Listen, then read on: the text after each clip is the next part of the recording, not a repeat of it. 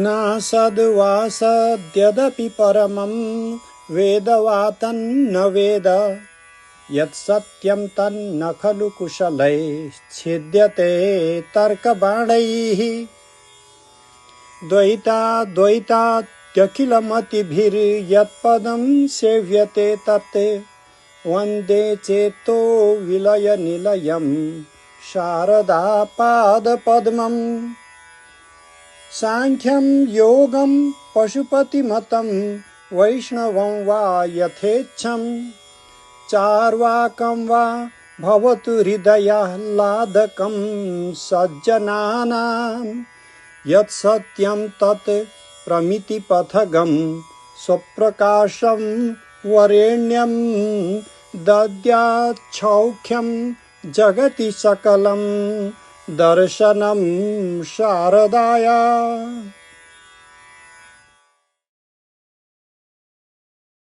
Welcome everybody to our 8th talk in the Vimarsha Academia series. We have today Professor Mrinal Kaul, who will be talking about Pratyabhijña philosophy and the aesthetics of the everyday. Whatever your questions are, I'd like to invite you guys to put them in the chat, and just to we'll call on you at the end. And just to give everybody an update, we've had kind of a busy schedule for August. It's been back to school in a lot of senses, and we will be returning to our regular every other week program starting in 2 weeks from today. We'll be having another talk. In part, our packed schedule is due to avoiding overlap between a Ayurvedic lecture series that happened this summer. And if you can find out more about these lecture series at the Vimarsha Foundation website. So please visit the website, sign up for the classes. They're always free while they're going on. And then there's small donations you can make in order to access some of the previous courses. But I highly recommend visiting the Ayurvedic series. It's a fantastic series of lectures with lots of really good information.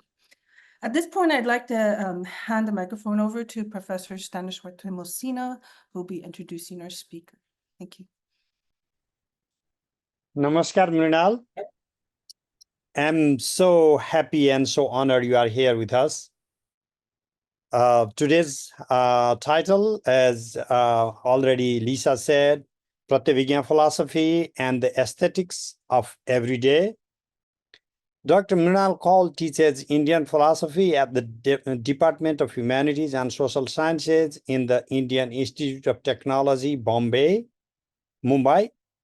He's interested in uncovering the camouflaged lives of the robust and challenging ideas in the history of South Asian thought.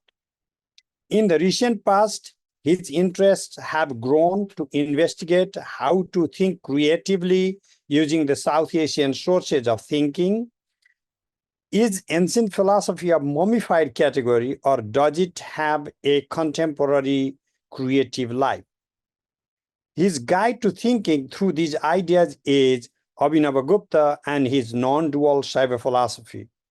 Professor Mrinal Kaul has authored several outstanding publications, including Abhinavagupta on reflection or Pratyabhijña in the Tantraloka in 2020 in the Journal of Indian Philosophy. I had an honor to publish in one of the books that Dr. Kaul, Mrinal Kaul, edited on Shanta Rasa.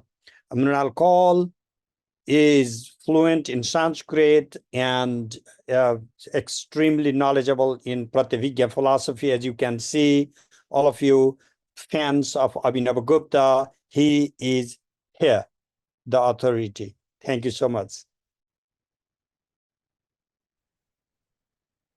Thank you, sir. Thank you very much. Should I guess, begin? Yes, please. Okay. I thought since Thaneshwarji is here, Asmat Gurukalpaha Acharya Thaneshwar Mahabhaga Acharya Thaneshwar Timalsina Mahabhaga Haye Atra Matpurata Havirajante Tesham Sadhuvadaya Abhinavagupta Padanam Yang Ukti Samarpite. Tvam evaham त्वमेवासि च चास्म्यहम् अहं त्वम् इति उभौ न स्तो yatra tasmai namo namah. In dualism or in dualistic devotion, you indeed are you. I indeed am I. We are completely separate and you alone are real. And I am not real at all. Instead, in true devotion, a non-dual devotion, I bow to that reality, namely being, where both you and me are not. Yad Vedadyanam Tathopanisadam Sankhyaisya Yogasya Cha Jnanam Tat Kathanena Kim Nahi Tata Kasched Guno Natake Yat Prauditvamudarata Cha Vachasam Yacharthato Gauravam Tachedasti tatastadev gamakam pandityavaidhagdayo. It's a verse from Malati Madhava, first act, 7th verse. And M.R. Kale's translation I'm reading. What avails it to speak of the study of the Vedas and the knowledge of the Upanishads and of the Sankhya and the Yoga philosophies? They are of no use in dramatic compositions.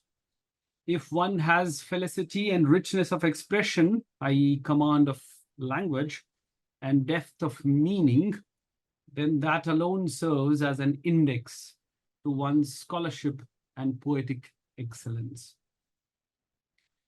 I begin with the above two invocations, the first one to the stage manager, the Sutradhara of this series, Professor Sthaneshwar Timalsina, followed by an invocation to the audience, the spectators of the play. The first is a verse from the Mahopadesha Vimshika of Abhinavagupta. The second is a verse from the first act of the play by Bhavabhuti, the Malati Madhava.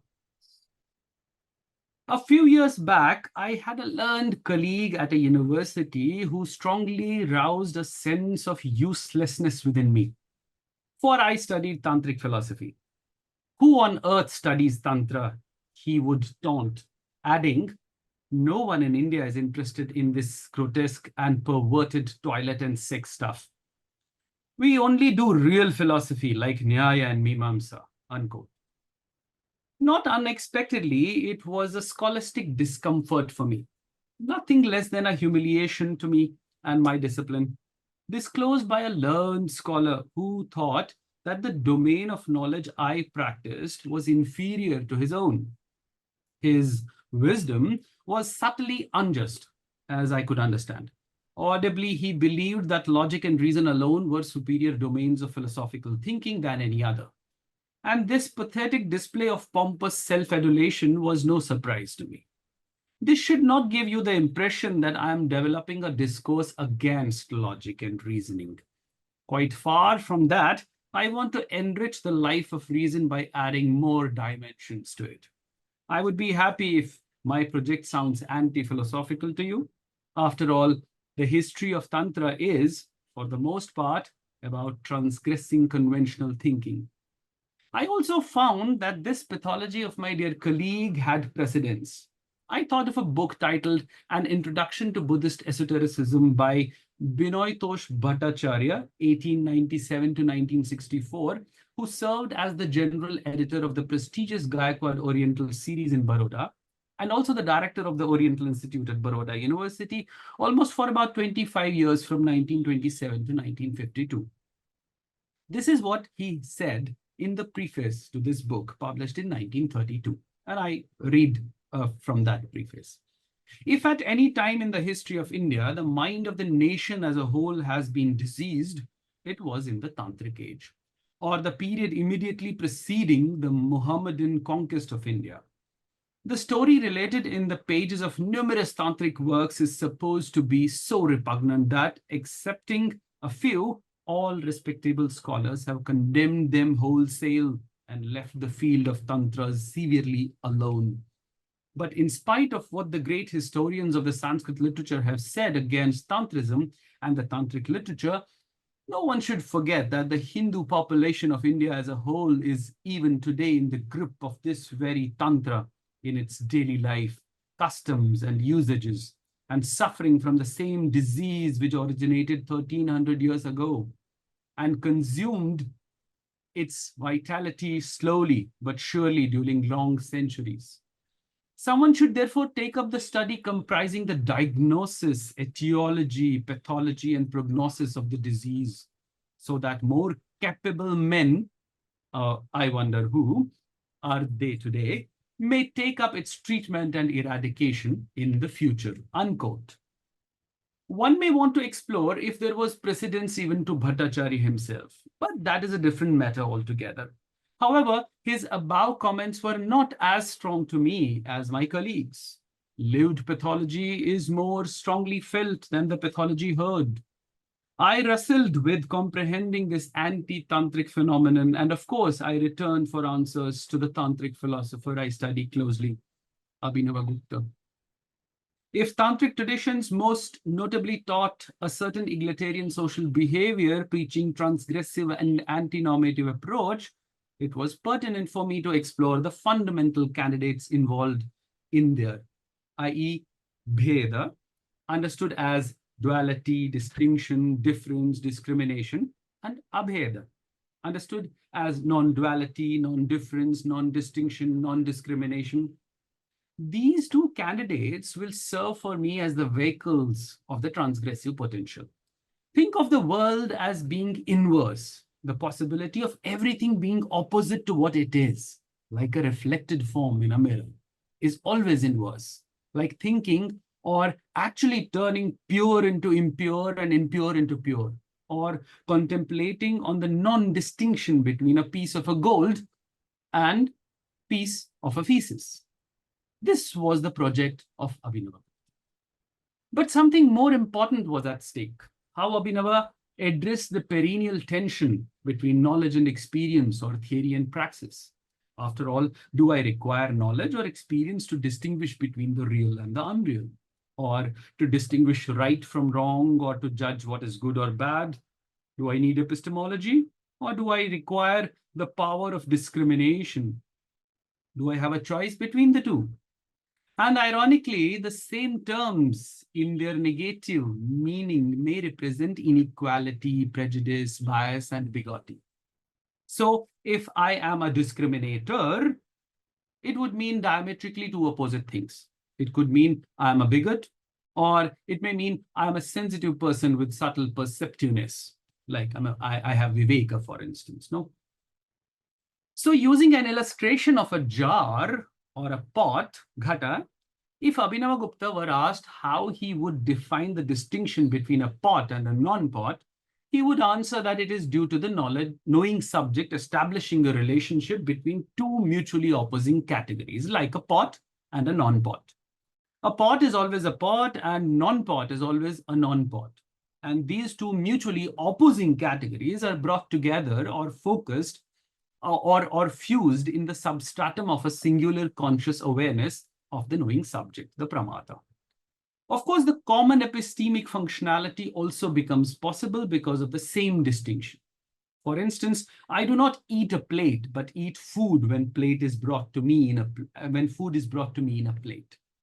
This discernment or judgment that X is different from Y means establishing a relationship between them by bringing them together.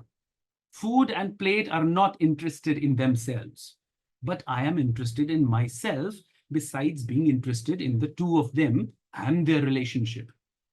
For Abhinavagupta, this sensitive insight, the power of discrimination, is a binding force. Of course, he is not directly addressing the problem of social discrimination in contemporary society.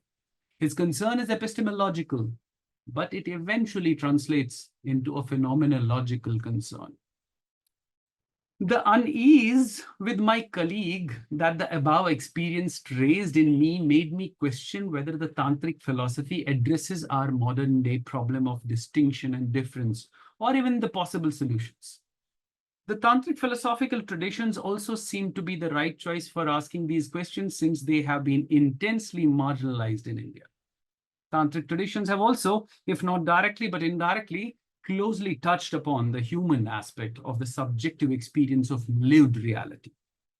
Underlying this subjective experience is the core of Abhinavagupta's aesthetic philosophy, which I have chosen to call Tantric aestheticism. In what follows, I want to argue that Abhinava's model of non-dual consciousness is a strong candidate for understanding affective phenomena. I suggest that it is only possible to achieve this oneness by being aesthetically sensitive.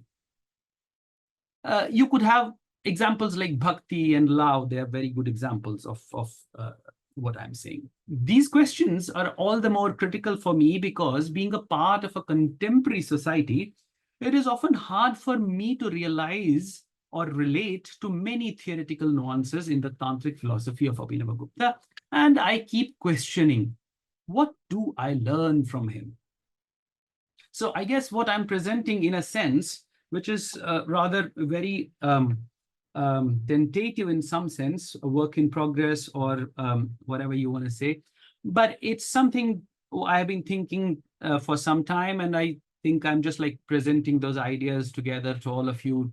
And particularly, we have the stage manager. I really want to understand what he has to say about these ideas. Reflectively, he calls me expert, but it's a reflection.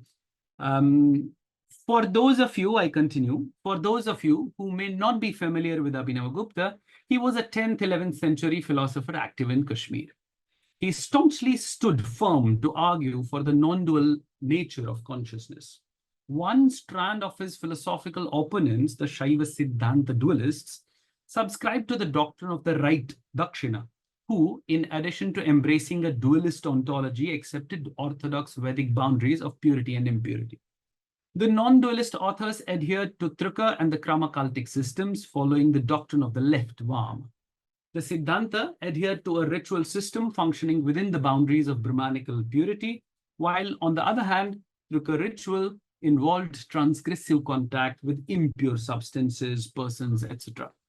Many of the tantric rites were originally performed in cremation grounds, which are traditionally viewed in India, South Asia as extremely impure.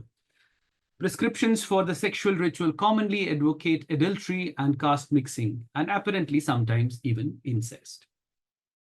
Abhinavagupta argued for absolute non-duality, Paramadvaita, as a fundamental principle of everything.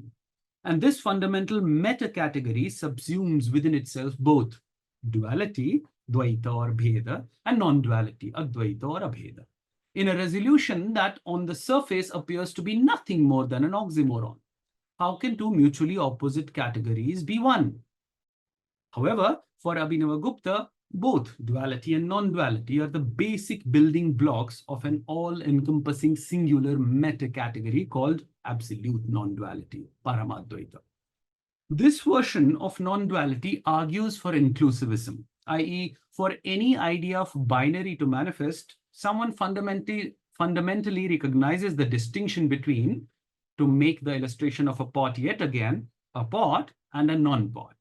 And it is this distinction that unitarily brings a pot and a non-pot together. By saying this, Abhinava is not suggesting that a pot is a non-pot and a non-pot is a pot, but they are singular manifestations in a plural form of and in a singular principle, i.e., non-dual consciousness. Using a more contemporary terminology, this form of non-duality may be called pluralistic non-dualism or subjective pluralism, understood in the sense that even two mutually opposing labels, such as pluralistic idealism or idealistic realism, can be used. Abhinava finds a unique alliance between metaphysics, epistemology, and aesthetics in his tantric philosophy. So I'm using tantric philosophy as a large canopic term. In the short sections below, I will present the Abhinavan semantics, wherein he maps the aestheticized metaphysics of the self epistemologically. This is his tantric process, from transcendence to immanence and back. Please allow me to make one more beginning with this verse from the Tantra Loka of Abhinavagupta.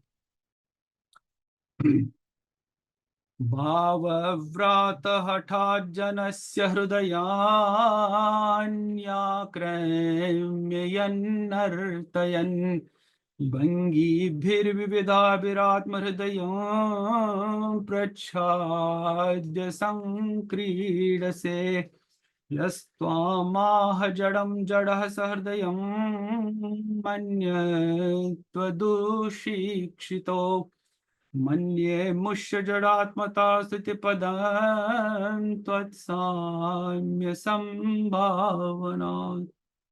This is a verse from Tantraloka 1, verse 332, also quoted by him in Lochana, in, I think, the first chapter on Lochana in I think, 13. I have a nice translation by a friend of mine, Ben Williams, here, which I'm going to read of the verse. O objects of the world, you vividly captivate people's hearts as you act and dance with various outfits. And you conceal your own heart through elaborate twists and disguises. This is how you play. Those who call you insentient are themselves quite dull. So quite dull is not kind of a, it's a generous translation. He's using dushikshita, basically duffers, no? Considering themselves to be a connoisseur, they have the wrong kind of cultivation. But I consider their insensitivity as a term of praise, since it lets us imagine them to be similar to you. In the above lines, Abhinava is addressing the objective world. Objects in the objective world act and dance because they are conscious objects, and they do so multifariously, like an actor acting and dancer wearing various costumes. Those who call the objective world insentient or unconscious are dull and purely educated. They may think of themselves as connoisseurs, but unfortunately, they have the wrong kind of cultivation. However, the insensitivity or unconsciousness of these dull and poorly educated people with the wrong type of cultivation is being praised by Abhinavagupta, because it allows us to imagine that even these dull people are like the objects of the world and are thus conscious entities.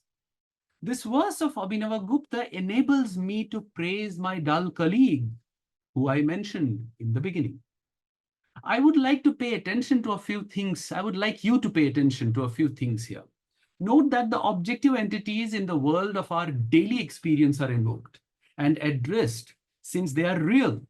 Consciousness is bestowed upon them, and they captivate people's hearts by acting and dancing. Imagine a cup in front of you starts dancing to captivate your heart. Is cup dancing, or your imagination dancing? Or is it the cup in the form of your imagination dancing?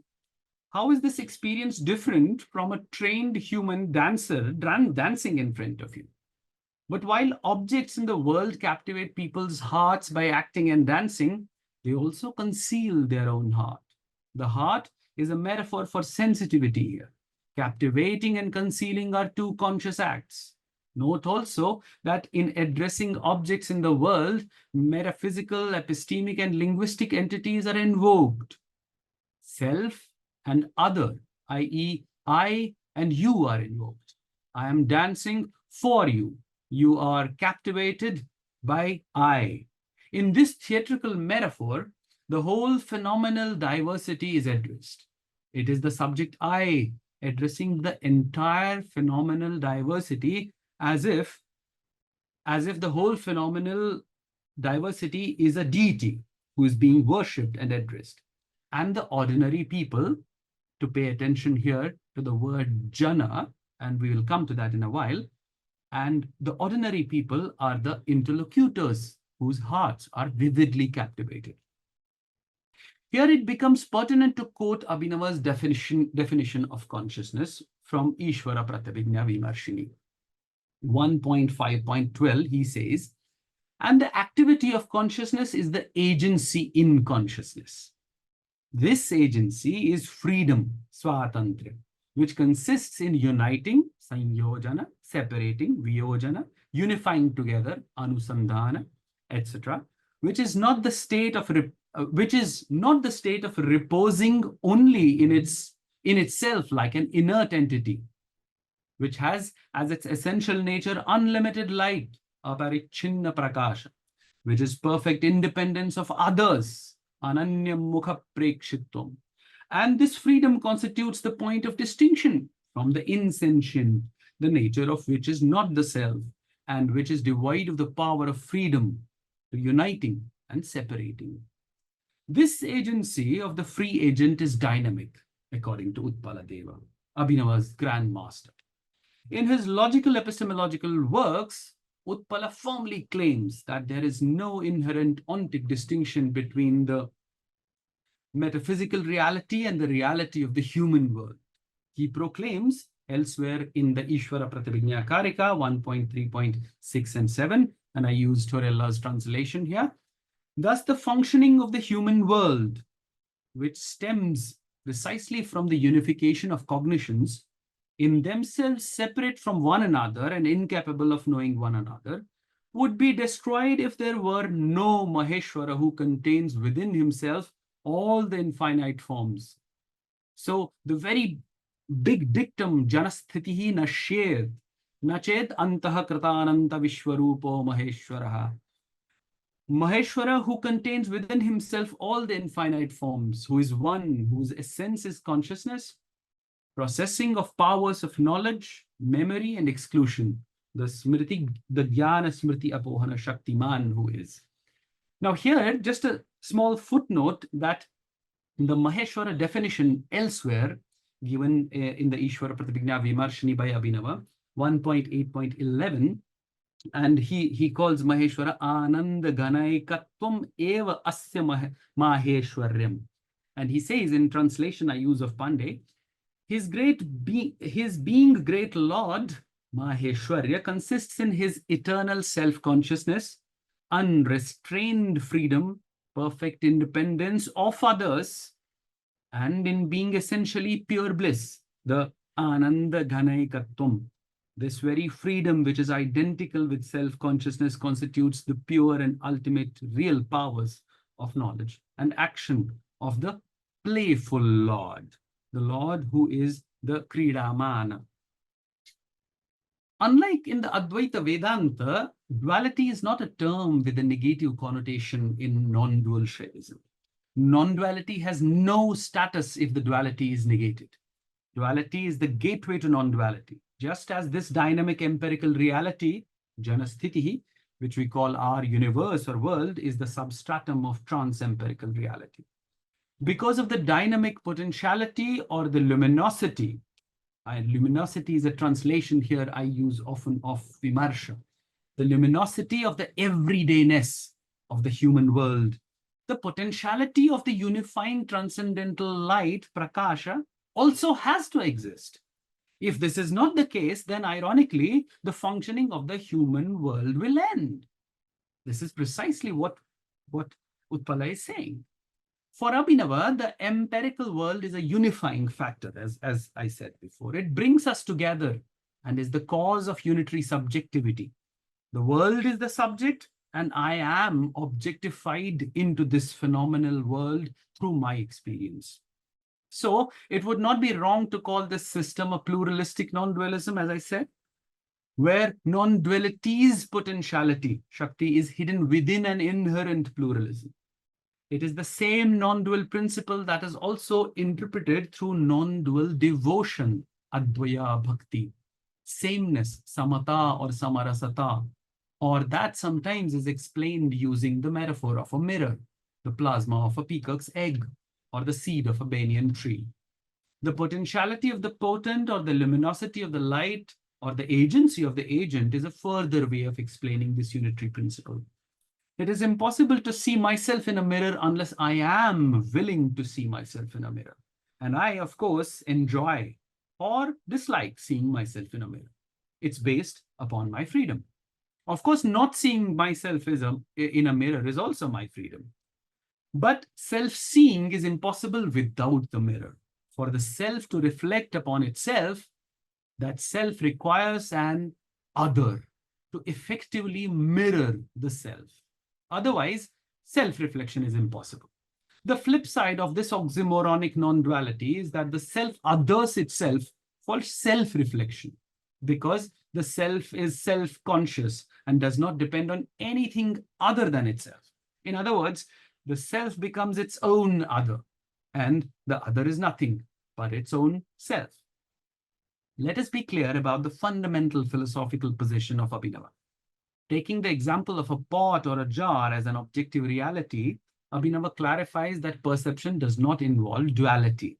So in one of the verses in Malini Vijaya Vartika, for instance, I think it's the first chapter 129, he says, therefore, there is no duality here in the statement, I am knowing a pot. When an opponent raises an objection, but there is the manifestation of duality in the perception, this pot is manifesting unto me. Then Abhinava chooses to answer, it is not the case that it does not appear to him. It is consciousness, i.e. Shiva, appearing in that way. Does this mean we are left with inconclusive proof of non-duality, i.e. subject consciousness and object consciousness duality? Abhinava would answer that the phenomenon of manifesting abhasa to both subject consciousness and object consciousness is a singular process and thus non-dual. Here, we must briefly examine Abhinava's predecessor, Utpala's master, Somananda, who makes a strong assertion in his Shiva Drishti, saying, everything is established as being self-aware everywhere. The pot is aware of itself in my form, and I am aware of myself in the form of a pot. Everything is of the nature of everything in this diversity. My form is of the pot, and pot is of my form. In the same way, it is Shiva himself knowing himself in these manifold forms. This whole multifarious universe is nothing but the manifestation of the eternal singular power of consciousness. Therefore, since all entities are established to be the same, all present entities are of the nature of consciousness alone. But this invokes a fundamental philosophical problem. When I'm knowing a pot, I'm also saying that I'm knowing myself through knowing the pot. That is to say, when I know you, I indirectly also say I know myself. And here, there is no reference being made to any identity or representational cognition or correspondence between pot and me. This is not only because the object of my perception, namely the pot, is cognized or is becoming manifest in my subjective awareness as a part of my consciousness, but also because, as mentioned above, this process of knowing in the non-dual Shaiva system is a circular journey from subject to object and object to subject. Or to put it better, from self to other, from self to other self, and from other self to self. When the pot knows me, it is the pot that is the subject who knows, and I am the object of the knowledge of pot.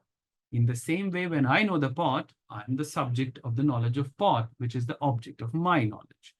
The process of knowing is like a mutual conversation, where I am offering my subjective awareness to the pot while exercising a subjective act of knowing the pot. Knowing is the manifestation of light or the illumination of light. It manifests itself. It allows for the manifestation of everything, whatever comes within the scope of light, along with itself. There are several problematic questions implicated by this stance that are relatively straightforward. Do I know the pot inside my mind or outside my mind? Where is the pot? Or if asked from the point of view of the pot, where am I? In other words, where does the ontology of the pot lie? This can be only explained through an epistemological investigation, i.e., how do I know the pot? By asking this question, I'm also asking, how do I know myself? The second point I want to make is from the poetic devotional work of Utpaladeva. The culmination of this intricately fabricated structure of this alliance is deeply rooted in the notion of devotion or bhakti.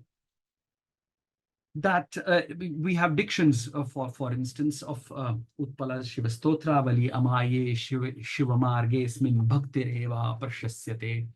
Writing lucid, delightful, and juicy devotional poems in the Shivastotravali, revealing the essence of non-dual teachings, Utpala proclaims bhakti alone triumphs in non-duality. Here are the following 3 verses from the Shiva Stotravali. So I'll read only translations of Professor Torella. First is 18.13.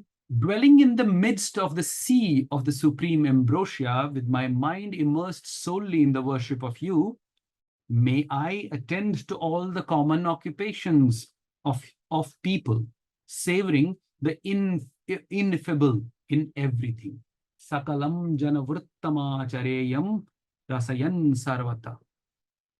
Second verse, which is 8.3. May my desire for the objects of the senses be intense, O blessed one, like that of all other people, but may I see them as though they were my own body, with the thought of differentiation gone. Lokavad bhavatu me vishayeshu. Third, 15.4.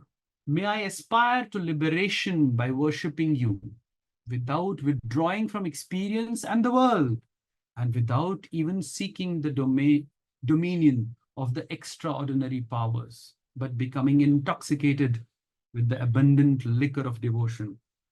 Udrikta bhaktya savarasonmada. From the above verses, we learn that Utpala aspires to be immersed in complete devotion while attending to the common occupation of people. He also seeks to desire for the objects of their senses to be intense while seeing other people as though they were his own body. He wants to be intoxicated with the abundant liquor of devotion, but without withdrawing from experience and the world. He cannot ignore the quotidian life, since it is real for him. Instead, it is to be celebrated. The underlying current in the philosophical fineness of Abhinavagupta is this non-dual bhakti, which is rooted in the altruism of servitude. This servitude is the devotion of the self to the other.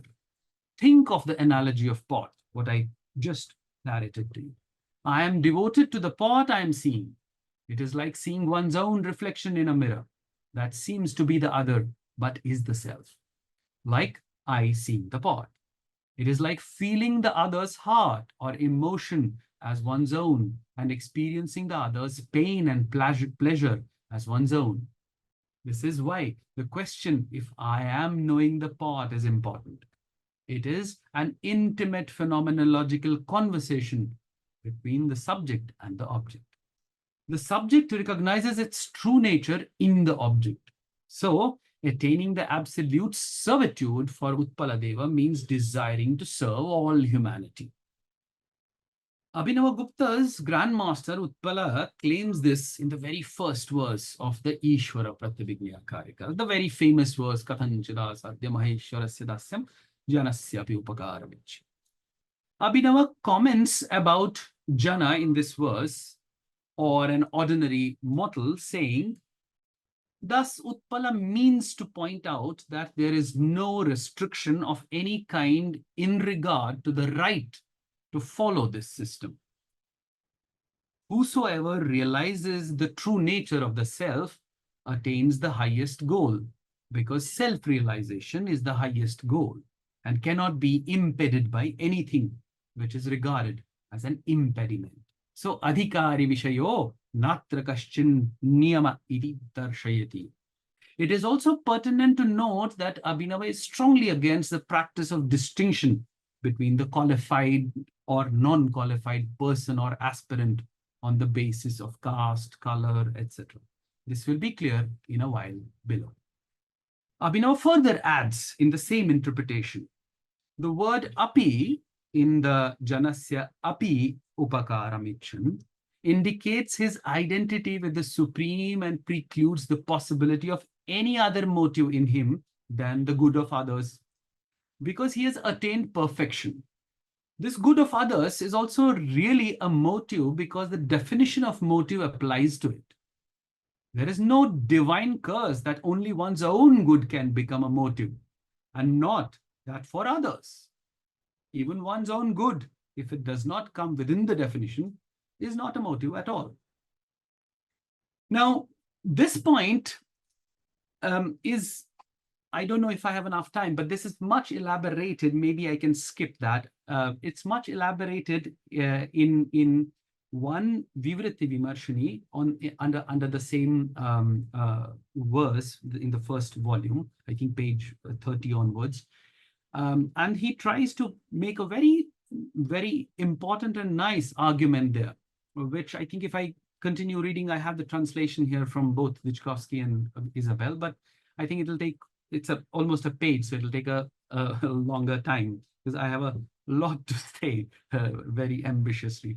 I want to connect that idea also with, because he himself also quotes himself from Tantra Loka 2, where Tantra Loka 2.39, the verse which reads, and I read the translation, "The people of this world exert themselves, intent as they are in some way on their own affairs. They do not act at all for the benefit of others, while in whom all the impurity of phenomenal existence has been destroyed and identified with Bhairava, by virtue of which he is full and perfect, has clearly only this left to do." What? Namely, to attend to the well-being of the people of the world. Now, I want to connect this gradually, this argument that he's making here, one in Vimarshini, another in Tantra Loka, in the context of Anupaya, which is very important, and in the Vivritti Vimarshini, gradually towards the end, where I very briefly give an example from the Shantarasa Prakarana of exhibiting this idea. I hope I reached here, that why is it that Jimutavahana, the play from the character from the play Nagananda, why is he interested in the benefit for the other? Why is he sacrificing his body? How to understand this idea in the Shantarasa Prakarana of sacrificing his body? Is it renouncing? Is it bhoga? Is it moksha idea? Is it pravritti? Is it nivritti idea? Anyway, I have few more sections. I hope I reach there. In fact, the purpose of the Ishvara Pratyabhijña Vimarshini is the instruction of others as its object. Through the Nyaya model of the 5-membered syllogism, where he says, Panchavayava Vakyatmakamidam Shastram Paravyutpatti Phalam. So literally, it is saying that one can engage in an altruistic act following the scheme of Pararthanumana, i.e., following the scheme of the inference for others. This othering awareness is nothing but beautiful because of being free from all limitations. And he uses a beautiful expression, Vidata Samvit Sundara Paramarsha. To be mindful of other and to be cognizant of other is the act of worshipping. If knowing is worshipping, then Abhinavagupta interprets external, physical worship as an expression of the cognitive or mental worship. The empirical worship means nothing if it does not emerge out of a heart soaked in devotion. And literally, he would mean soaked by the Ardrikarana idea. How can we eulogize an insentient stone instead of a conscious self? A stone cannot be defined by another stone. A self can be defined by other self, a reflective self, a self that can absorb into itself the feelings and emotions of the other. So mental worship has a higher status in Abhinava than physical worship. For Abhinava, Jayartha explains. So it's a verse quoted in Tantra Loka 4.256. Beautiful verse. And I have the verse here, and I'll give you also the translation, my own. Hridaya guha geha gatam sarvagyam sarvagam parityajya pranamati mitamatir ashivam shiva shashmadim ashlagyam. A stupid fellow abandons the universally present all-knowing Shiva, who resides in the abode of the cavern of the heart, i.e., the absolute self. Then, with the aim of worshipping Shiva, he worships what is not Shiva, Ashiv, at all, i.e., the linga, a stone, etc., which is totally unworthy of eulogizing. In the above verse, the implicit and subtly provocative sense is that external worship should be the manifestation of inner devotion. And this is only possible if it is the freedom of the free subject to allow you to enjoy my servitude, and your freedom to relish my plenitude of devotion. This independence is being, with capital B. This is not self-surrender or stooping. Instead, it is the enjoyment generated between the dynamic relationship of the enjoyer and the enjoyed, or the server and the served. With this, the equanimity between the two is focused upon, which emerges as the non-dual devotion. A small note of caution here is that whatever self, I or aham is used in this non-dual system, it is to denote the non-solipsist self, i.e. self-reflective pure egoity, aham bhava. Duality complements non-duality, i.e. duality rests in the tranquil nature of non-duality, according to the philosophy of Abhinava. This reposing is a phenomenon that is not said or reasoned or argued for. Its being is that it is experienced or felt. It is experienced in the relationship of the subject and the object, I and you, where both become one or both dissolve in each other. The worldly transaction is only possible between mutually opposing categories. For instance, the category I is naturally opposed to the category you at the empirical level, and in the category I, the category you is evidently absent. However, our world could be described as a play of presencing and absencing. Every time we find a presence, we also find absence. There's a mutual and constant tension between the presence and the absence. Knowledge entails ignorance, and ignorance involves knowledge. So you can have this play also from, for instance, the jnana, ajnana ideas which are discussed from in the very, very beginning of the Shiva Sutra.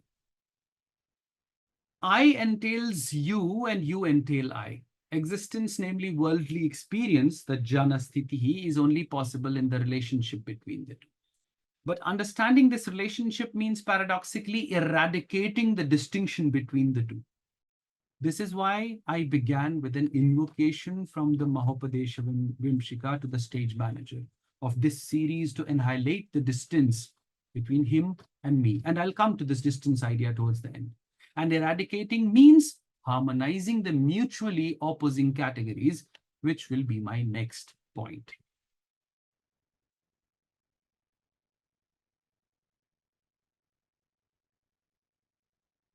I have a little longer section on, I think this, but maybe I should go ahead with the permission of the stage manager, right? But are mutually opposing categories indeed mutually opposing categories? Or should they be understood as mutually augmenting or harmonizing categories? Strongly advocating the concept of universal sameness, samatha, Abhinava's non-dual system advocates a supreme non-distinction between the mutually opposing categories like purity and impurity, shuddhi and ashuddhi, for instance, total and not total, purna and apurna, unlimited and limited, the aparichinna and parichinna, prescription and restriction, the vihita and pratishidha, complete knowledge and limited knowledge, jnana and ajnana, self and other, swa and para, or conscious and inert, chetana and jada. How is agency, kartrita, related to its agent, for instance? How is power related to potent, the shakti and shaktimat? How is reflective awareness, vimarsha, related to light? This paradox of abandoning or agreeing gradually moves towards developing some kind of dialectical unity of opposites. However, I argue that this dialectical unity is not dichotomous, but circular. It is as if, like the Ouroboros, one end of the circle is the subject and the other is the object. And there is constant revolving and moving from the positions of subject to object and object to subject. But this process is not unidirectional. In this dialectical circular unity, abandoning and agreeing become mere two potent possibilities depending on which side of the circle one is on. This also means that the idea of subjectivity and objectivity, or presencing and withdrawing, is dynamic and not absolutely fixed in Abhinava's non-dual view. This is similar to a cognitive power wherein the knower and the known and the valid means, the idea of pramata, pramey, and the pramana could be located anywhere. Still, their internal sequence has to follow from known to knower via valid means. And at the same time, it also has to follow the sequence from the knower to the known via valid means.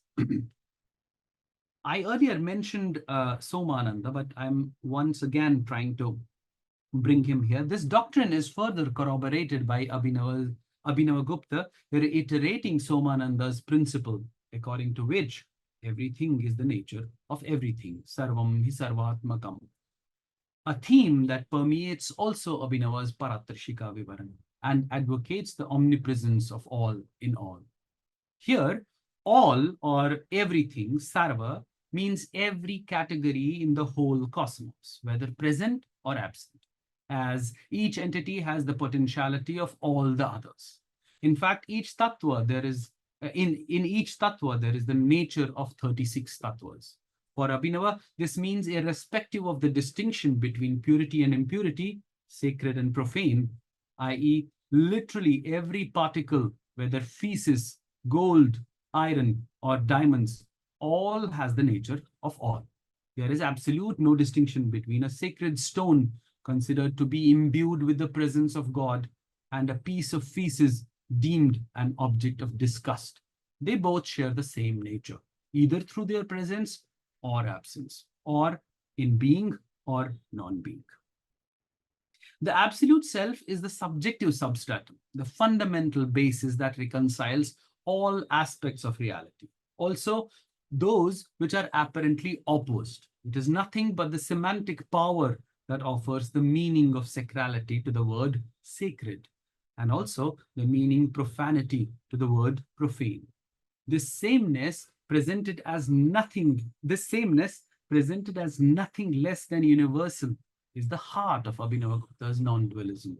And in one place, there's a quotation in the Tantra Loka 4.274. I'm not going to translate, but just for the pleasure of it, to read the verse, Samata sarva bhavanam vrittinam chaiva sarvashaha, Samata sarva drishtinam dravyanam chaiva sarvashaha, Bhumikanam cha sarvasam ovallinam tathaiva cha, Samata sarva devinam varnanam chaiva sarvashaha. The dialectics of this sameness do not function with the paradigm of the logic of binaries. Then, what is the logic of this principle of sameness?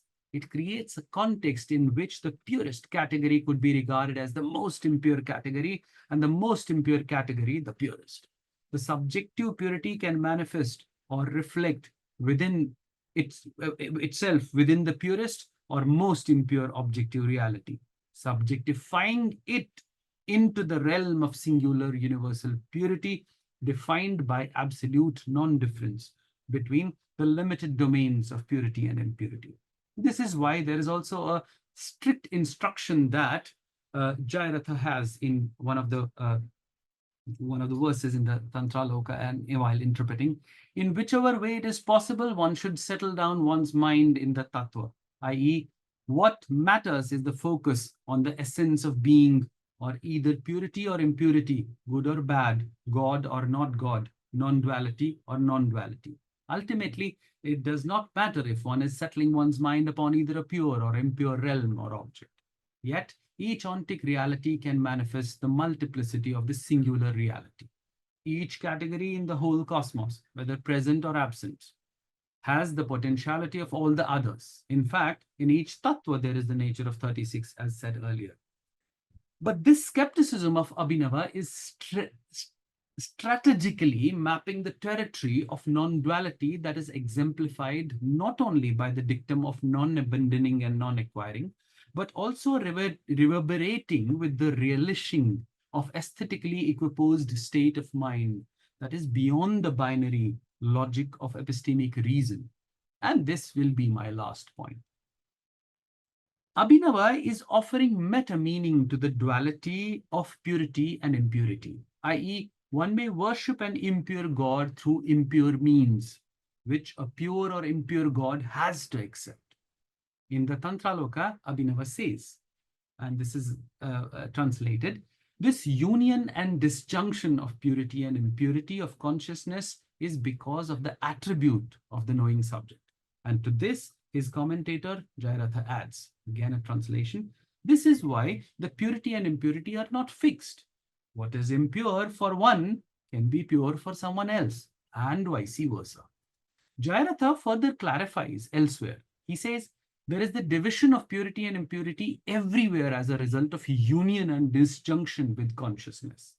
Here, Abhinava is creating a robust platform for pure practice of subjective freedom that is rooted in non-duality. Mapping the path of universal sameness, the samarasata or the samatha, this interpretation of non-duality is unique and philosophically provocative. If I cannot understand or experience myself, or if I cannot be sensitive concerning my own emotions or experiences, in that case, I cannot develop sensitivity towards the emotions and experiences of the other ever. Understanding the self should mean understanding the other with equal sensitivity. The action or the acting of an actor affects me to make me cry. I get affected or provocated, not affected, because affected would mean, this might mean I am influenced positively or negatively. So I get affected or provocated by the acting played by the hero on the stage. It provokes a phenomenon in me, or it compels me to react the way I want to. It does not influence me to dominate or predominate my own subjectivity, agency, or thought process, but it compels me to think. This should also invite us to think about what compelled the hero of the Sanskrit play Nagananda, G. Mutavahana, to help other, to abandon his body for others' sake. In the context of the Shantarasa, the commentary that Abhinava devotes to discussing the savoring of tranquility, an example of this play roped in where the transition from the lover's intrigue in the first 3 acts moves to the scenes of compassion and self-sacrifice in the 4th and the 5th acts. Jimutavahana offers his body to be eaten by Garuda in order to save an innocent child. Mark, for instance, here what Abhinava has to say. Now, I'm reading a small part from the Shantarasa Prakarana. This is the translation by Giro. No human condition is ever devoid of striving, apart from effort to fulfill one's desires. One would be a stone. Since then, they who have apprehended the lower and the higher selves have nothing left to accomplish in reference to their own selves, their minds now being tranquil. The sacrifice of their own body or wealth for the welfare of others is not incompatible with their tranquility. The preservation of one's body, etc., is enjoined for those who have accomplished what is to be accomplished, who have not accomplished what is to be accomplished. In accordance with the maxim, he should protect himself. Ascetic renouncers, however, lack any intention to preserve such things. The motivation for preserving the body is thus shown to be its instrumentality in achieving the 4 well-known aims of life.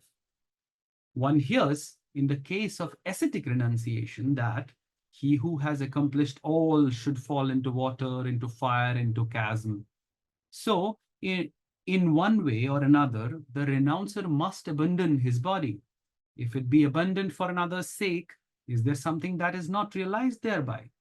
If it be objected that such as Jimutavahana were not renouncers, what difference does that make to us? Certainly, he is understood to have possessed knowledge of the truth. Otherwise, it is inconceivable that one who equated body with self, made his body into the be-all and end-all of existence, should abandon it for another's sake, without reference to religious duty and the like. Now, that's I think where I stopped from the translation here. But I would like to bring your attention here to discuss this when we earlier brought the example, for instance, as I said that time, of this bringing desire. For instance, this one, I think I have earlier from the Ishvara Pratyabhijña Vivritti Vimarshini and Tantraloka, wherein there was an argument made by Abhinava about one's desire to forcefully become concerned about the needs of others. So, is Jeet Mutavahana a renouncer, worthy of bhoga or moksha? That's the idea. Somewhere I'm trying to portray. But I haven't articulated it as I would otherwise. I thought I didn't have enough time to do that. I move on to another point, half-baked here. Shifting gears to another illustration of sexual trope to explicate the aesthetic point further.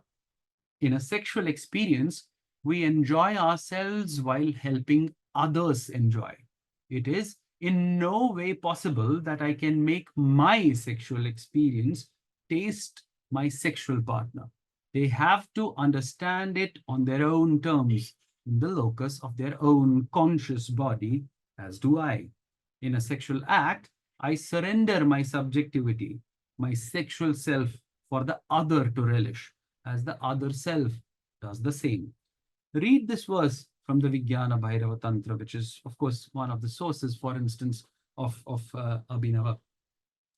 Shakti Sangraha, Shakti Sangama Sankshubda Shaktya Vesha Yat Sukham Brahma Tattvasya Tat Sukham Swakyam Uchyate. For instance, it's one's own enjoyment. The enjoyment is possible only in this aesthetic act of surrendering the self to the other. Now you map this with the earlier epistemic illustration. I knowing a pot. I infusing consciousness into a pot. I am the subject and the pot is the object, the self and the other. And now move a step ahead. I am the spectator and the performers in front of me are the spectated, i.e. the actors.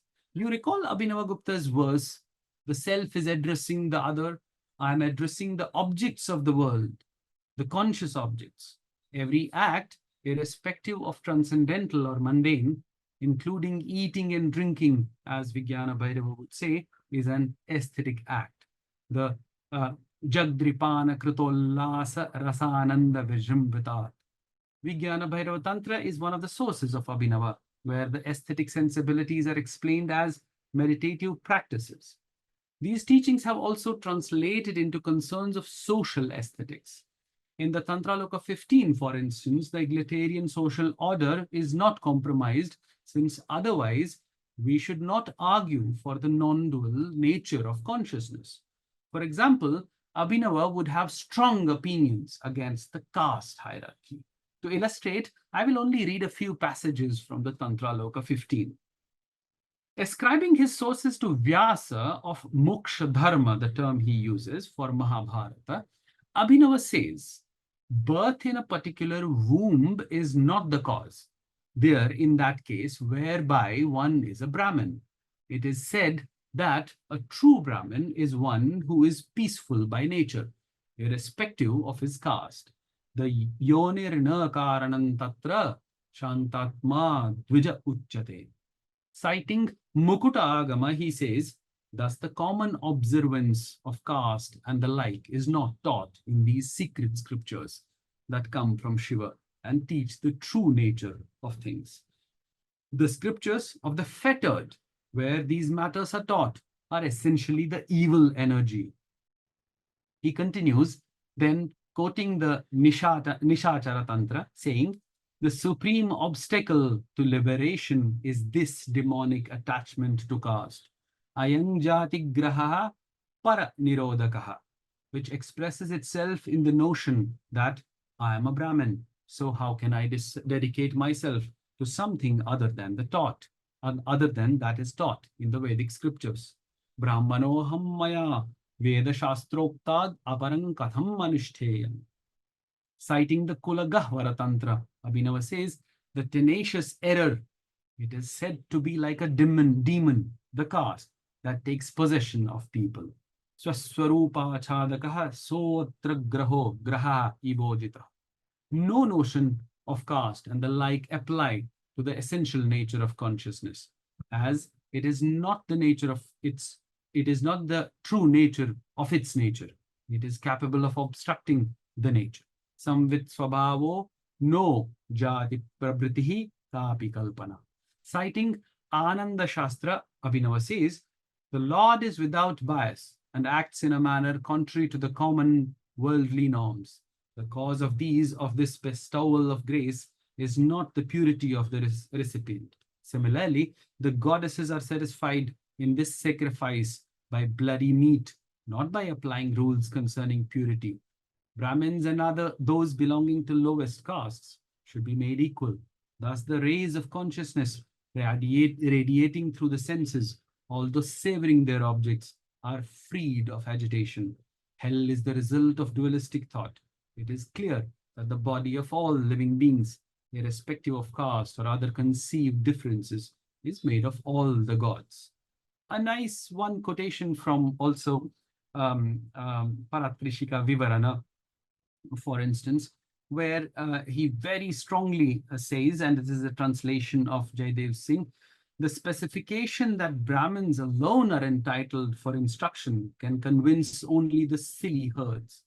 This has been conclusively clarified in detail by the Lord in Mukuta Agama. So he's quoting from Mukuta in both Tantra Loka and Paratrishika Vivarana. And he says further, in Trika, it is established without any effort at proving.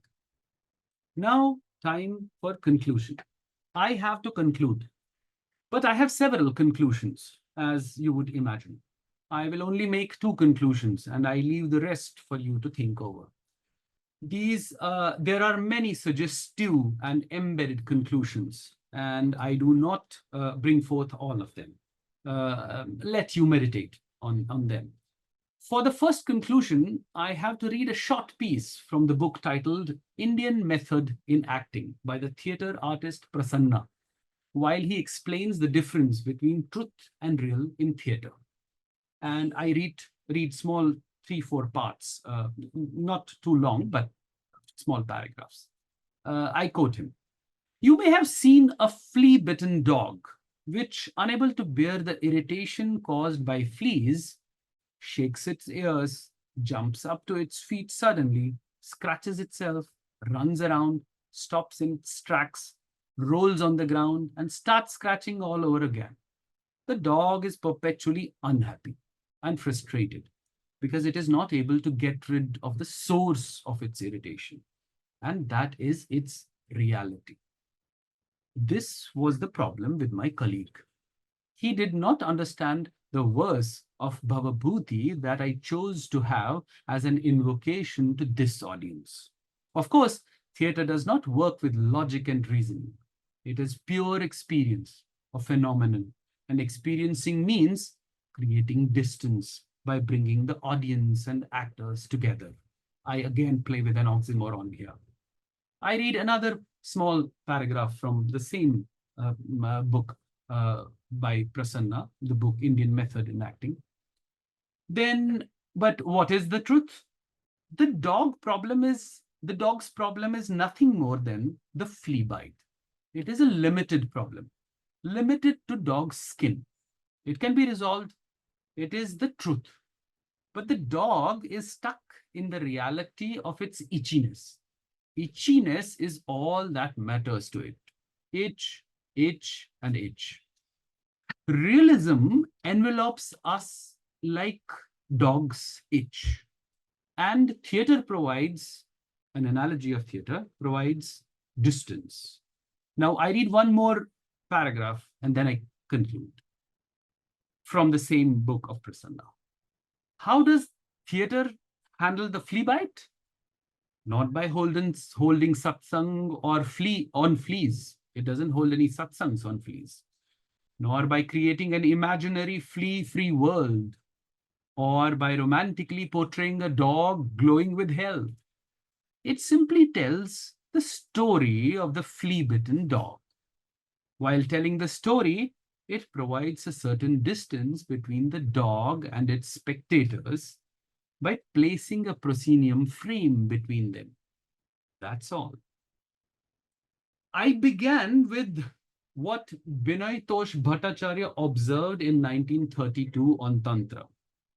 And I should conclude with what George Furiston wrote in 1990 in his provocative book titled Holy Madness.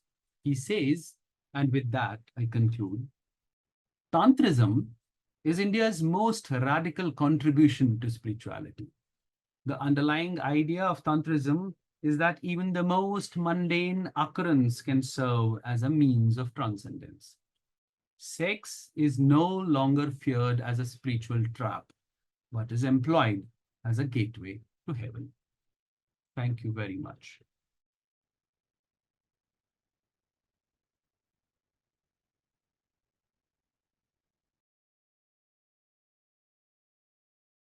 Wow, thank you very much, Mrinal. That was fantastic.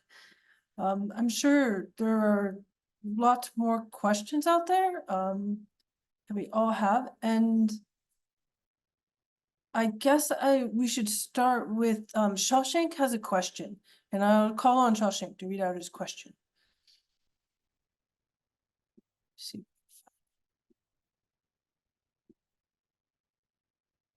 Hello, Dr. Kaul. Can you hear me? Okay, first I just wanted to thank you for this very interesting talk. I'm very sympathetic to the idea of kind of Advaya Bhakti, but I am curious to what extent you think that the altruism Advaya Bhakti that you've described kind of being the undercurrent of Abhinavagupta and Uttaradeva's thought to be coherent, especially considering the aesthetic tradition that they both sort of claim adherence to, has a pretty strong position on the need for cultivation of the rasika, and that many people in that tradition do not believe that the average person simply just possesses aesthetic appreciation for the beautiful or any rasa or any of the sort of the qualities of good literature or performance. And that is also sort of magnified for me by sort of later Shaiva tradition, which also is very interested in aesthetics, but has a very stridently dualistic view of devotion, which was a very common criticism of bhakti in sort of non-dualistic traditions. And I'm curious to what extent altruism really resolves this, because if I recall correctly, both Utpala and Abhinavagupta appeal to the pervasion of ignorance as the reason for that dualistic experience. So I'd appreciate some comment on that. Thank you so much.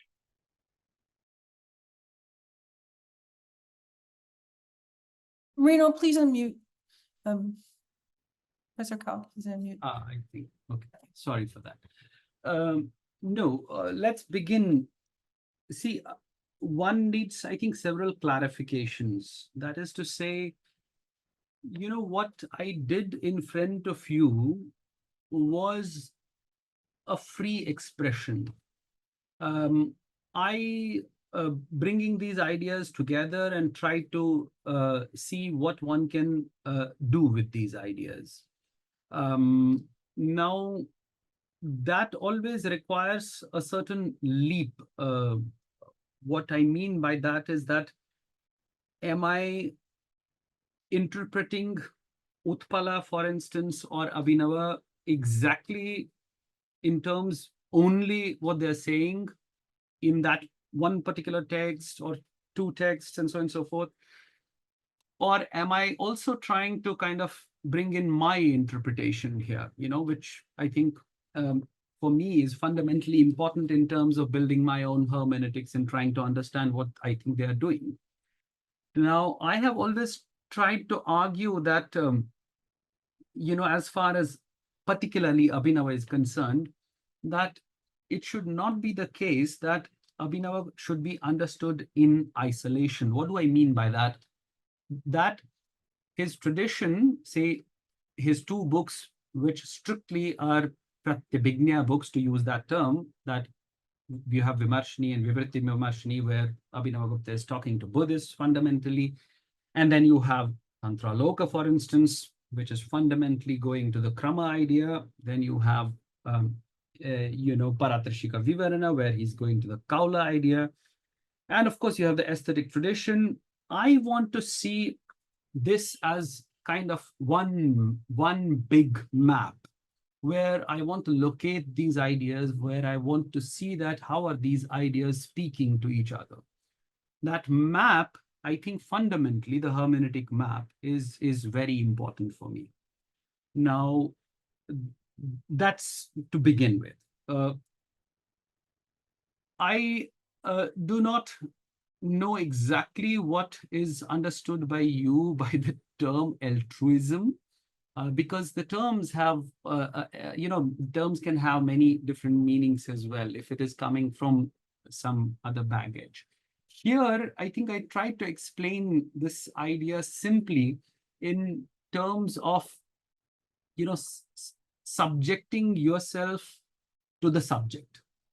That idea of surrender, that dasya bhava that he is talking about. See, one idea of das could simply be that I am being subjugated by someone and so on and so forth. That's how I become das. Now, what does dasya, the state of the servitude, the state of being a servant, mean in this context? I think that's very important to understand in that particular context. That's why I was trying to spend that time evaluating the idea from the pot and the potness and the understanding the pot.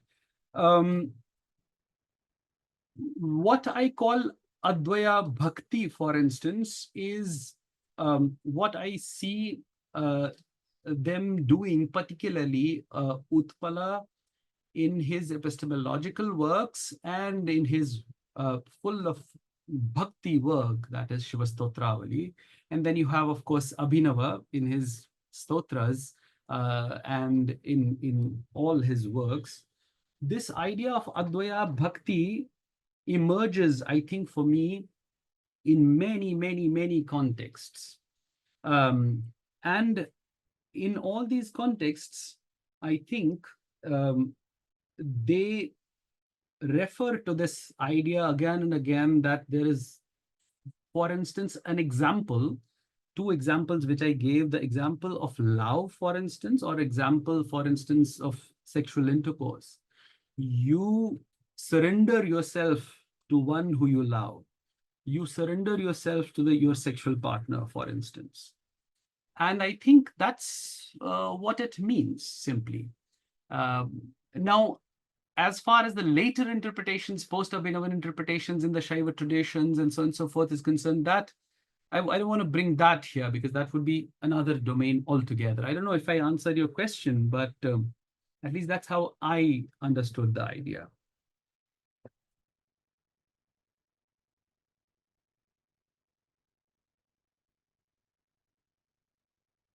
Okay, so for another question, I'm going to read out one from Raman, and then after that, Vachaspati Shiva, you will be able to unmute yourself and ask a question, another question.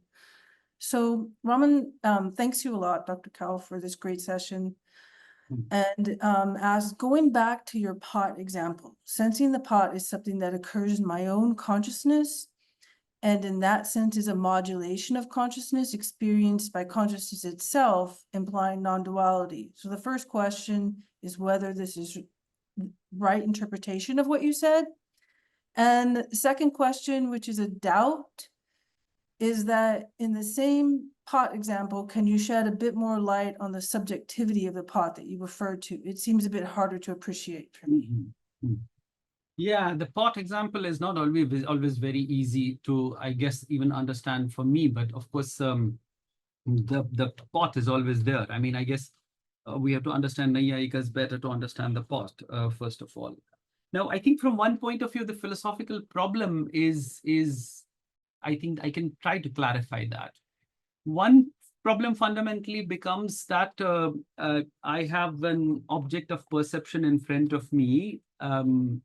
So this object of perception, for instance, when I'm knowing it, it is an inert category in my day-to-day experience. It's an inert category and I'm a conscious category.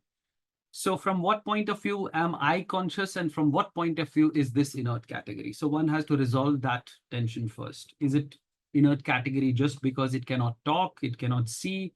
You can see the, the five Gyanendriyas. It doesn't have those Gyanendriyas, and because of that, it cannot, be sensitive. But the idea somewhere is, and I give this example very often to students, think of, for instance, the design theory idea, where if I try to see in my room, literally everything that there is, including this Steve Jobs apple in front of me, half eaten, or books, or cup, or keyboard, table lamp, anything that there is around me, windows and so on, so anything that has one point of time existed in the form of an idea, right? In potent form of an idea in the mind of someone who is an architect, who's the designer, and so on and so forth. So like Nayayikas, you have to make a pot, for instance. Potter is making a pot, and you have first to have a sankalpa of making a pot, and then you have a design in your head. So you bring the material cause, for instance. Now you bring maybe clay and so on and so forth, and you give it a shape. But even the thread, for instance, that helps you to detach the pot from the lump of the clay has a role to play in the causality of the pot. Unless that is detached from the lump, it won't be a pot. And unless it's baked, unless it gives you, for Dharmakirti, the purposefulness, arthakriyakaritva, that I'm drinking now in the pot, the tea, it gives me the purposefulness of that. So it's a pot. Otherwise, what is a pot good for? But here the idea is that they want to say that this, what becomes a part of your consciousness, and radically so they are saying that if it is not a conscious entity, it cannot be a part of your consciousness. That is to say, you knowing it consciously means that this is also knowing you. Now, that's a radical position of one stage. Now, the other stage of it is that, is it possible for me ever to know pot's thinking of me? And is it ever possible for pot to know my thinking of the pot? Is that ever possible, for instance? That's why the other mind problem becomes really important from many points of view for these guys as well. Of course, Dharmakirti and other Buddhists have tried to spend a lot of time on that. But it is really saying that there is nothing in this whole cosmos and universe that is not a conscious entity, conscious as you are, right? So literally, for instance, see this idea, which I, again, sometimes give to students. Since this is Bombay, so it's hot, you have a fan up there. It keeps running whole day. And my mother comes in the evening and she says that, can you give some rest to this poor fan? This poor fan has been just struggling since morning. No, it's a fan, it's a machine, it's mechanical job, and so on and so forth. No. Now, what you are doing in that is just for Shankara, you can say that, oh, I'm superimposing that, consciousness into fan and so on and so forth. But what all you're doing is you're bringing that fan, or the fanness, to say that, into your conscious realm, and you're making it conscious, as if the fan is you're feeling the pain. It's tired. Fan is tired since morning. How does fan get tired? So basically, then, if you see it from another point of view, that is to say, what happens in a theater, and again, Abhinava would have radical position, is that all that matters while you're watching a movie, while you're in theater, is the spectator. So much so, it is to say that I am creating my own characters. So 100 of us in the same theater watching same movie, all 100 of us have different emotions. Somebody's crying, somebody's laughing, somebody's indifferent, somebody's X, Y, Z. So what is being projected on the screen is the same thing. And of course, from another point of view, they are all patras, they are all carriers of emotions, and there's a mechanical job that they have, and so on and so forth. but it's to say almost I am projecting, it's the other way around. I mean, I am the performer, basically. The absolute performer is me, who is wanting to see what I want to see in those characters. Those are playing roles in front of me, and so on and so forth. No, I have the liberty in my aestheticized consciousness to see Rama as Ravana or Ravana as Rama. I can do that, while even on the stage, they cannot change their roles, like in physically. So, for instance, what they're playing. So actor playing the character, enacting and so on and so forth. But I think that's what the idea of pot, is simply this idea that nothing that is there, material, immaterial, or whatsoever, sarva idea, everything is just nothing but consciousness, and you are brought to this dual world that you try to make a distinction between. Then how is this different from me? Like, this is the problem also for Vedantins. Like, I am not this pen and pen is not me, but yet we are said to be Shiva from the Shaiva point of view and Vedanta point of view, Brahman. So how to solve this duality idea that we have on? That's why epistemology becomes important in terms, because we have to tackle this empirical world of our experience. Like, I am not Professor Stanishwar. Professor Stanishwar is not me. We are different. But then how do I say that? I invoke and say that we are dissolved into one reality. I mean, how does it work? We are one. I don't know if that makes sense, but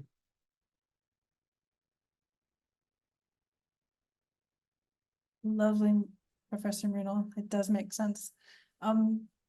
Vachaspati Shiva, I'd like to call on you to unmute yourself. somehow I can only see myself. I cannot see the speaker, the ones who are asking questions, and I just see my own reflection. How's this? But that's fine. I don't mind seeing myself. Hello, Dr. Kaul. Thank you very much for your great presentation. The Paramadvaita, from where pot and non-pot comes, that you mentioned in your discourse, seems to me to be related with the duality consciousness versus information. Drawing some side from theory of information, the minimum number of levels we need for having information is 2, the binary, 0, 1, true, false, etc. Therefore, my question is, in Pratyabhijña, is it possible to have consciousness without information? Or would the pure consciousness or self-consciousness be similar to a state where there is only one level of information, that is, no information at all? If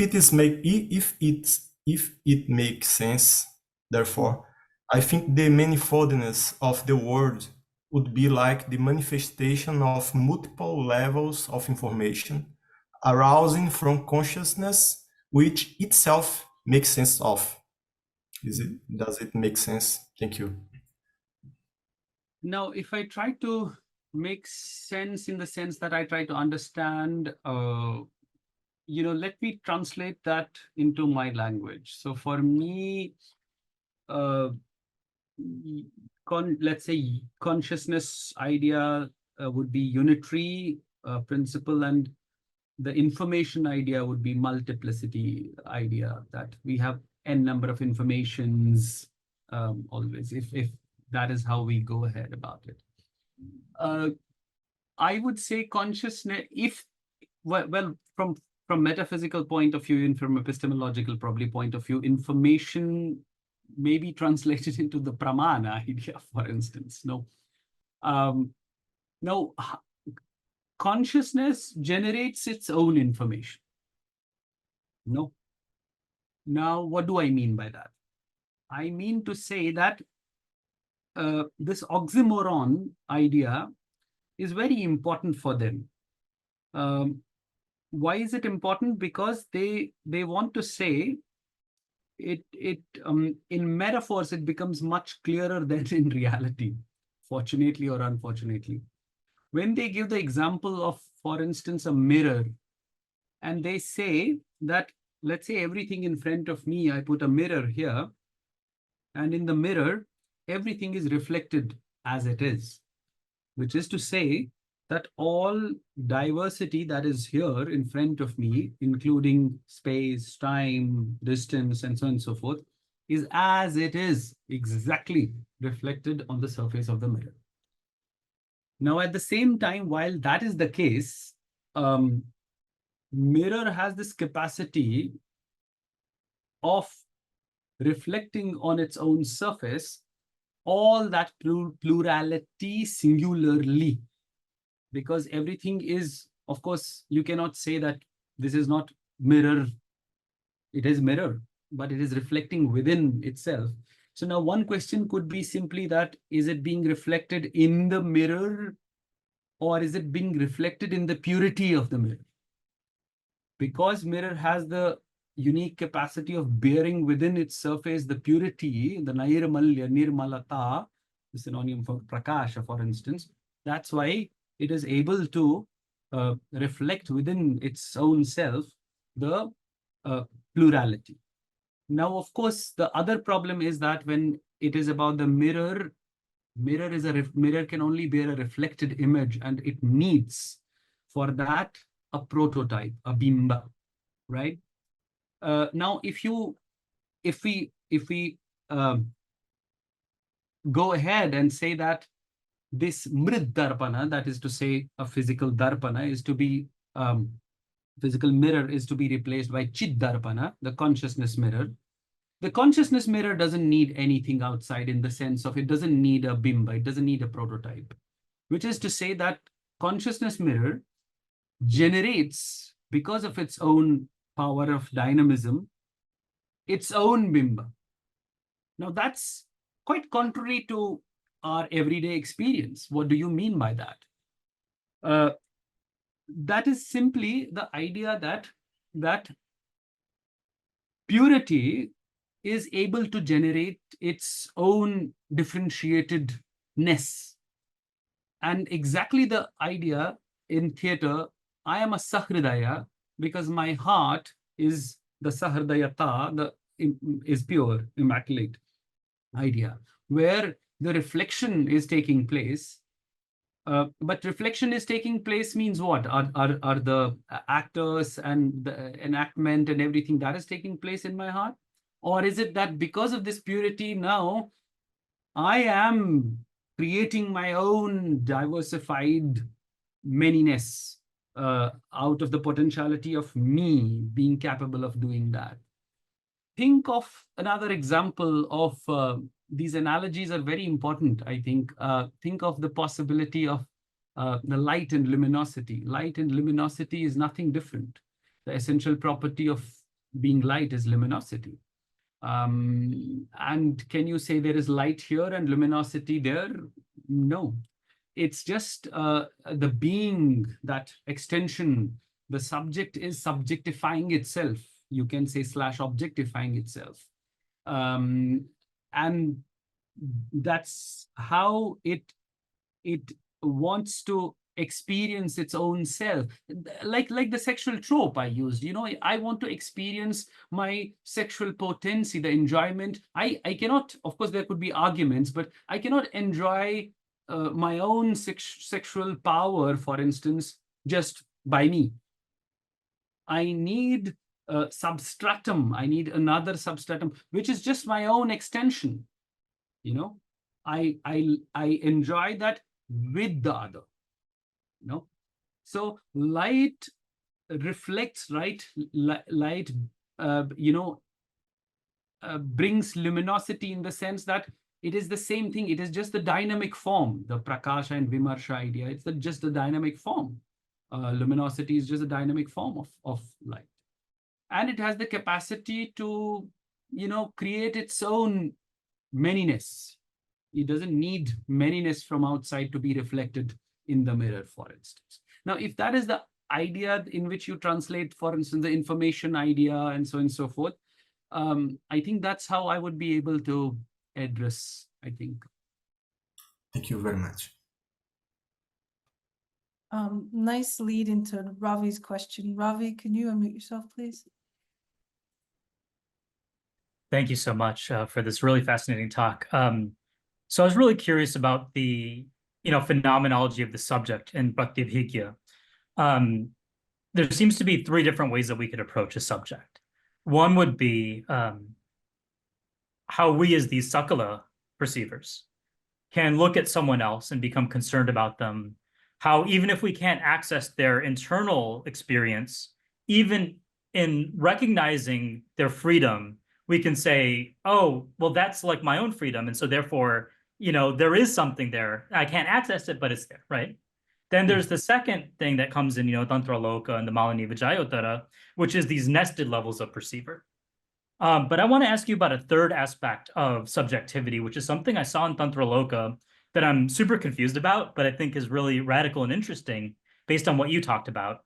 And it's in chapter 10, the 10th Anaka, and I can just paste in the actual verses that I'm interested in if you have access to the chat. But the first line is Chaitraina Vedyam Janami Dhabhyam Bahubhir Apiyatha Mantrena Tanmaheshena Shiveno Drikta Shaktina. It's this argument that Abhinavagupta makes about what happens when a group of people get together and perceive a play, a song, a dance, a wrestling act. And what he seems to say is that when we perceive things as collectives, the nature of what we're perceiving changes, and that somehow we don't perceive things just as individual sakala perceivers, but somehow a collective perception comes about. And this is something that he mentions that I haven't seen discussed anywhere else, but it also seems to be related very closely to some of the things that you were talking about at the end of your talk, about the abandoning of these distinctions, caste-based distinctions, and these discriminations. So there seems to be some sort of unique soteriological power here that's not just an individual, but at the collective level. So I'm wondering how this fits into your notion of subjectivity, and I'd honestly just love to hear you riff on this notion of the collective perceiver and what that means for Pratyabhijña and its liberation, not just for individuals, but for us in a more social context. No, this is important. Of course, one can go in the details and so on and so forth, but it is, in fact, not only here, it is at several other places that Abhinava gives this example of the subject experiencing something collectively, and how that is to say, because see, after all, as I began, while in the question answer session, this is what I want to do. This is my project, that I want to read intertextually. That is to say, I want to read Tantra Loka in the light of, Abhinava Bharati in the light of Paratrishika Vivarana in the light of Malini Vijayotara Malini Vijayotara in the light of Pratyabhijña, and so on and so forth.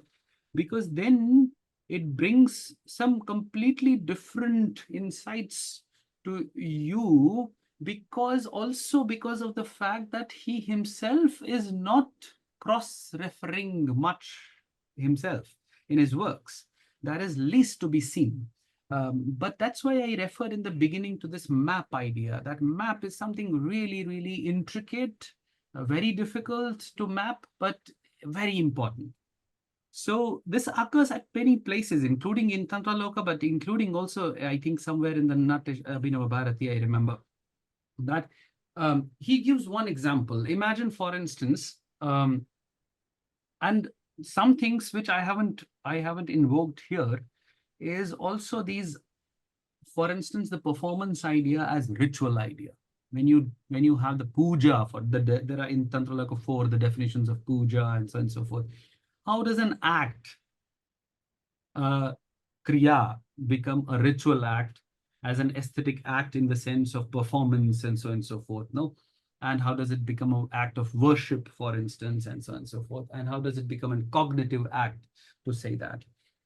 he gives an example that imagine there is someone, I can't remember exactly the place, but imagine someone who is just entering the Sabhagar, the theater. Now, inside, people who are always all watching performance, he is far away from their consciousness.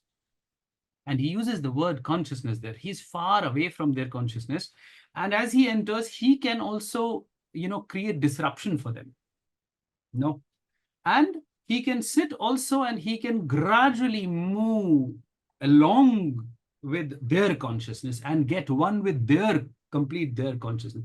Now, of course, their consciousness, collective consciousness, what does it mean?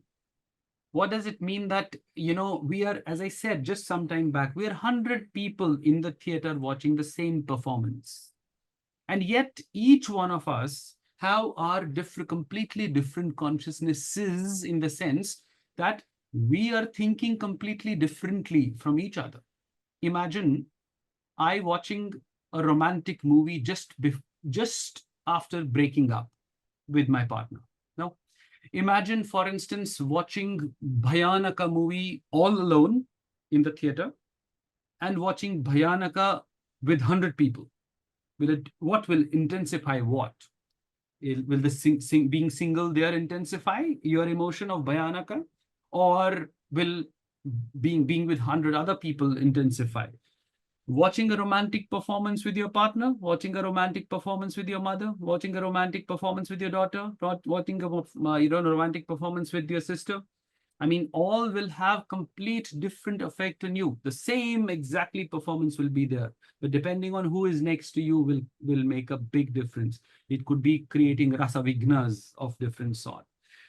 Depending on how, rasika or connoisseur you are, that you don't get affected at all by anything or so on and so forth.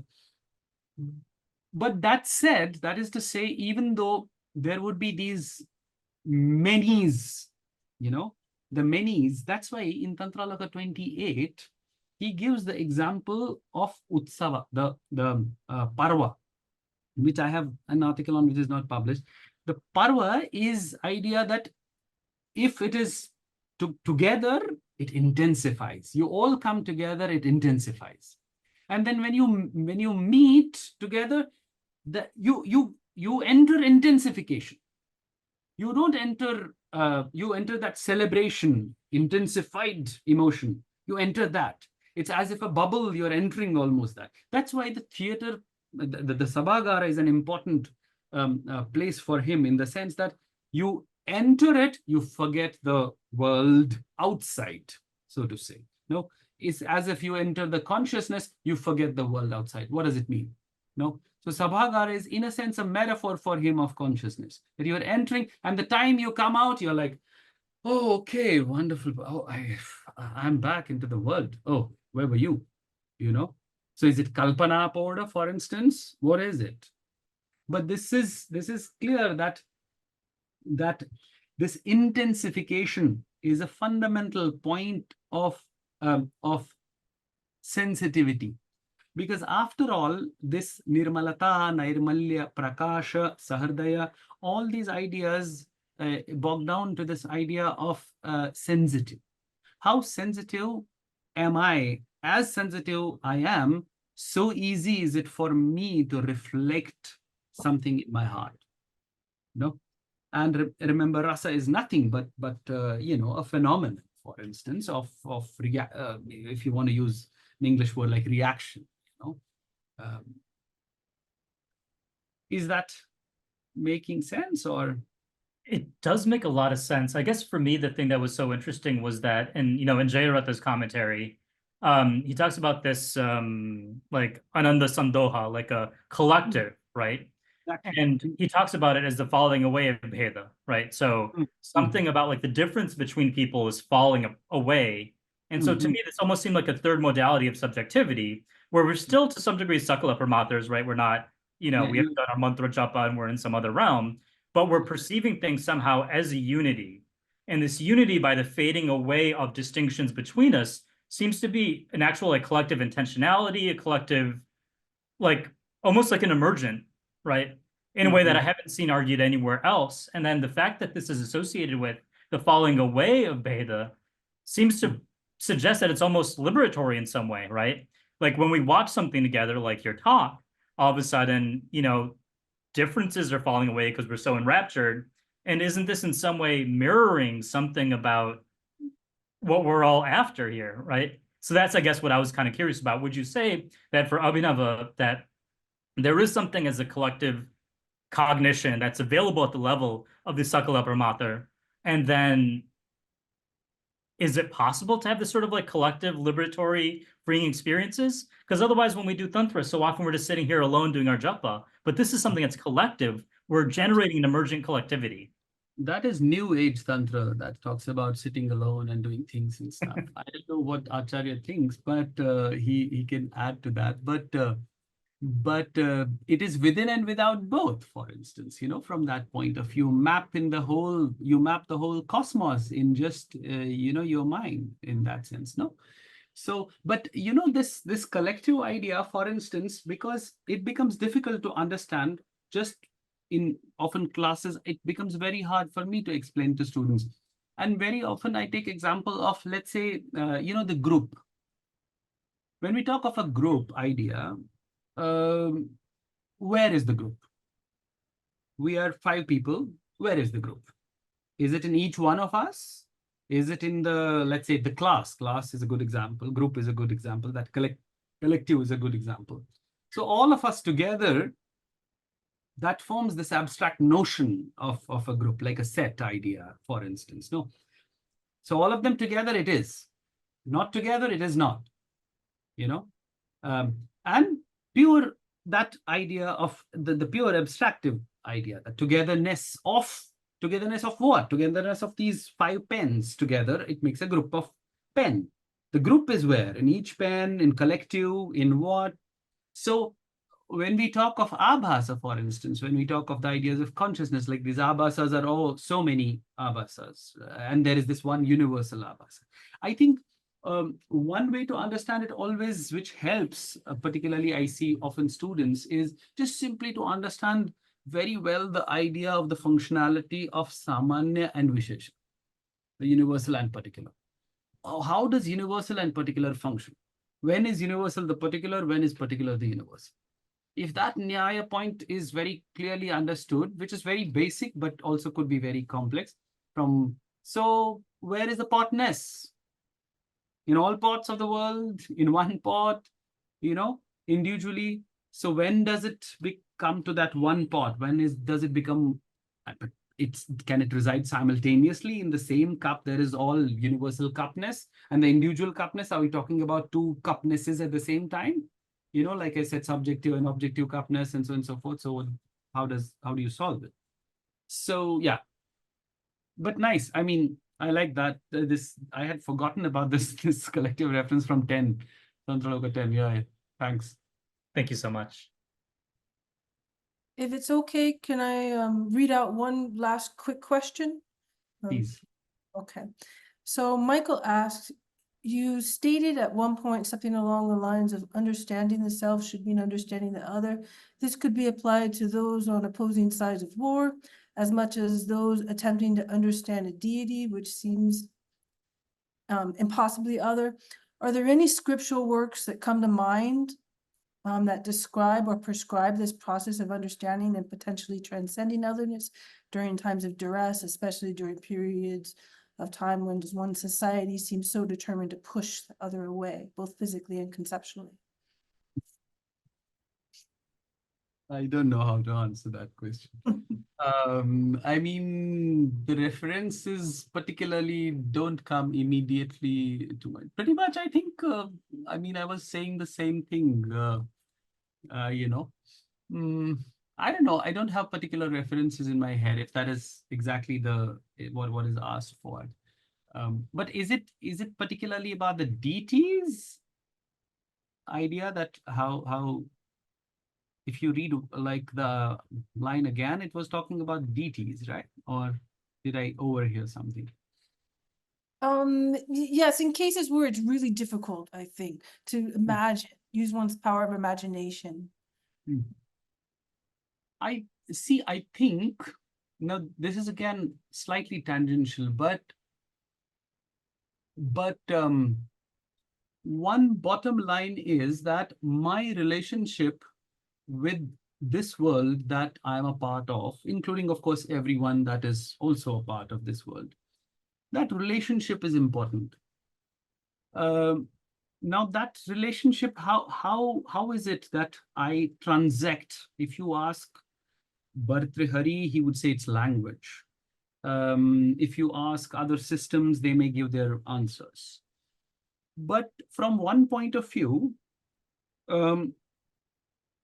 whatever, that there is a reason why I think Abhinava gives this gastronomic example. No, there is nothing in this cosmos, even for gods, for instance. If you want to make taste, causative, something that you taste to someone else, tell me, how can even gods do that? I am tasting sweet, something sweet, and I want to make taste someone else the same sweetness, the same exactly sweetness. I ask you, okay, please, can you, I will bring one sweet and I'll, cut it into two, break it into two, give half to you, give half to me, and like, okay, nice taste and stuff. But my tasteness, even if one tries, like I with my own mouth or with my own tongue, give that, with the karmendriya, I give that to the other, for instance. Yet, it is no way possible that I can make somebody else taste or feel what I think, or I feel and taste, and so on and so forth. There then is that there's that language that we share, that I say, oh, it is this sweet. No, little bit sweet, but not too much. But then you have your preferences. You go to these sweet shops and you say that, oh, no, I like this sweet more and that sweet less. It's all sweet. Now, what is the only difference of intensity that you like? There are hundreds of them. You like this more. Oh, you like these two and these two more and these two not at all. This sweet, I don't like at all. Ah, okay. What does that mean? Now, that being the case, again, the whole point is that if I can never really understand or know or feel what you think and what you feel and what you, and so on and so forth, there is where this mind problem also comes. If I can never know what you're thinking, really, then what is the point anyway at the first place? So I come to know, really, I mean, because what you are saying, you may be thinking something different and saying something different. So I would never come to know what you really are thinking, what you really are feeling, and so on and so forth. But yes, we have the language then of emotion, expression, and so on and so forth, through which this one idea, which I was just saying some time back, which appears really, really fundamental, is this sensitivity. That how sensitive do I myself become? That's why the self is fundamentally important, because as sensitive, the self becomes to a certain, let's say, pain idea. No, I go through it and I really almost not only cognize, but it's like recognizing the pain. I see someone in pain. I have gone through that pain earlier, and it's like recognizing that pain. I really know what you're going through. Even if, for instance, that I'm like, in common language, we say, I really know what you're going through. No, you don't. No, unless you have yourself gone through that idea and it is reoccurring to you, that memory, for instance, the whole discussion you have in Pratyabhijña of the memory coming, reoccurring, and so on and so forth. Idea that recognition is there. So I think the whole point goes somewhere to this idea of how sensitive the self becomes. And there is where the key is, that sensitive you can become also towards the other. That's how the other will be super reflected in the self, and that's the idea that you're one. I mean, you can be one, from at least the empirical point of view, if that makes sense. Thank you for taking the time to answer that not such a quick question. I think Ravi was actually recommending Abhinavagupta's Gita Sangraha, which seems really nice. We'd agree. I next mean, week- there are points in Gita Sangraha, even though, of course, it's not a detailed commentary at all, but it could be the points that he would choose to kind of, pick. It could be very, very provocative. I mean, very provocative points. He doesn't choose to write like Shankara every verse, but where he does, then Mamma Mia, yeah. Thank you. Thanks to everyone. Thank you very much. Thanks to Acharya, Lisa, Ravi, everyone.